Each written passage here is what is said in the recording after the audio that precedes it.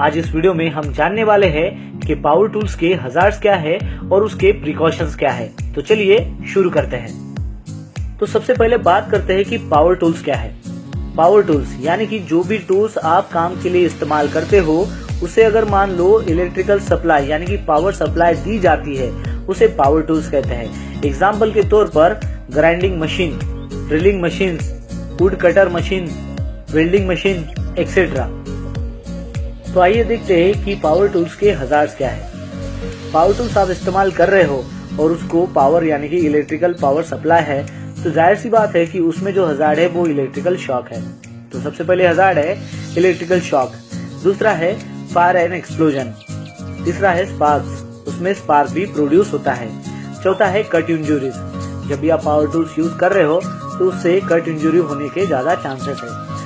Fifth है burn injury, मान लो grinding machine आप चला रहे हो और कोई भी स्पार्क जो है आपके ऊपर गिर गया तो उससे आपका शरीर जलने का ज्यादा खतरा है। सिक्स्थ है नॉइज, जब भी आप कोई पावर टूल्स का इस्तेमाल करते हो तो उसका नॉइज लेवल भी ज्यादा होता है। और सेवंथ है वाइब्रेशंस। ठीक है, तो उसके हजार्ड आपको समझ में आ गए। तो पहला है इलेक्ट्रिक शॉक, दूसरा है फायर एंड एक्सप्लोजन, थर्ड है स्पार्क्स, फोर्थ है कट इंजुरीज, फिफ्थ है बर्न इंजुरीज, सिक्स्थ है नॉइज और सेवंथ है वाइब्रेशन। तो आइए देखते हैं कि पावर टूल्स के प्रिकॉशंस क्या है। तो सबसे पहले जब भी आप पावर टूल्स इस्तेमाल कर रहे हो तो आपको इंश्योर करना है कि उसका जो पावर सप्लाई है वो 110 वोल्ट हो और जो भी उसे पावर सप्लाई हो रहा है उसके लिए 30 मिली एम्पियर की ELCB लगाई गई हो। जो भी आप पावर टूल्स इस्तेमाल कर रहे हो उसमें डेड मैन स्विच होना जरूरी है। थर्ड है उस मशीन का गार्ड होना चाहिए। फोर्थ है कि जिस एरिया में आपको पावर टूल्स इस्तेमाल करना है वहां पर कोई भी कंबस्टेबल मटेरियल नहीं होना चाहिए या फिर फ्लैमेबल मटेरियल नहीं होना चाहिए। अगर मान लो आप ग्राइंडिंग मशीन इस्तेमाल कर रहे हो और आपके पास जो व्हील है यानी कि जो डिस्क है उसका RPM मतलब रोटेशन पर मिनट वो जो है वो मशीन के RPM से बड़ा होना चाहिए यानी कि ज्यादा होना चाहिए।